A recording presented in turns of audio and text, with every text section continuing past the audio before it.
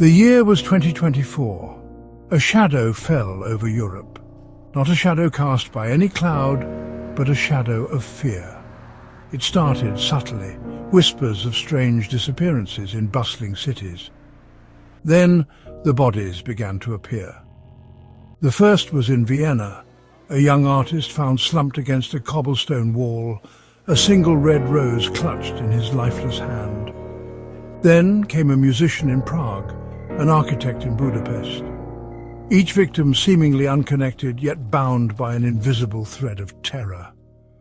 Panic bloomed like a poisonous flower. The authorities, baffled, worked tirelessly to find a link, a pattern, anything to shed light on the darkness that had enveloped their continent. But the killer, a phantom, remained always a step ahead, leaving behind a trail of fear and unanswered questions. Newspapers screamed headlines of the Serpent Slayer. The moniker, whispered in hushed tones, sent shivers down spines. The Serpent Slayer, they called him, for the victims always bore a chilling mark, 2 puncture wounds on their necks, eerily resembling a snakebite. The killings continued, each more audacious than the last. A renowned professor snatched from a crowded lecture hall in Berlin. A celebrated ballerina vanished from the stage during a performance in Paris. The killer, a macabre artist, was painting his masterpiece of terror across the canvas of Europe.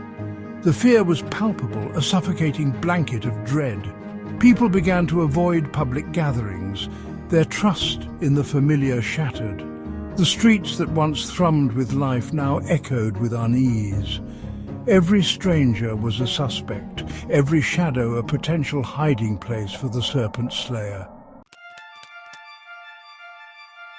Detective Inspector Jean Durand, a man hardened by years of chasing shadows in the underbelly of Paris, stared at the latest crime scene photos.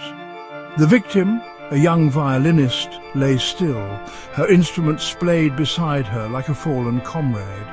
On her neck, the telltale mark, 2 puncture wounds, small, precise, deadly.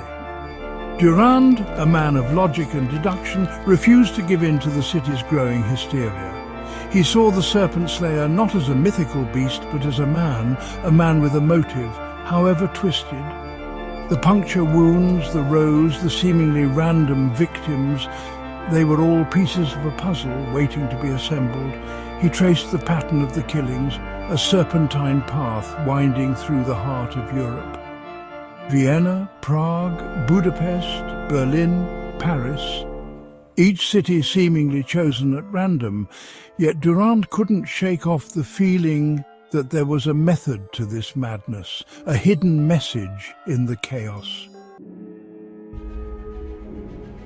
Fear had become a tangible presence in the air, a cold, clammy hand gripping the hearts of the populace.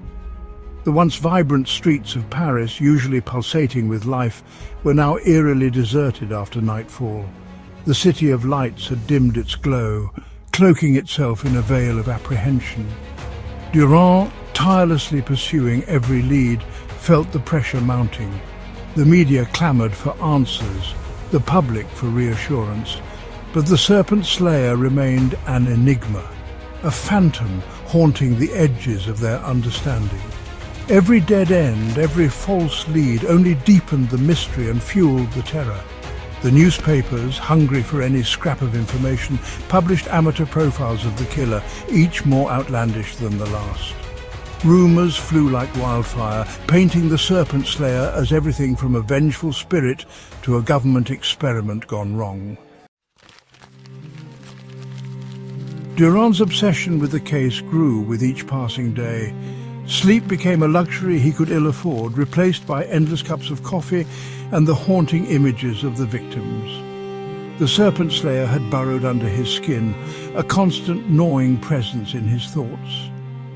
He pored over the case files, searching for a connection, a common thread, anything that could lead him to the killer. The victims were diverse, different ages, professions, backgrounds.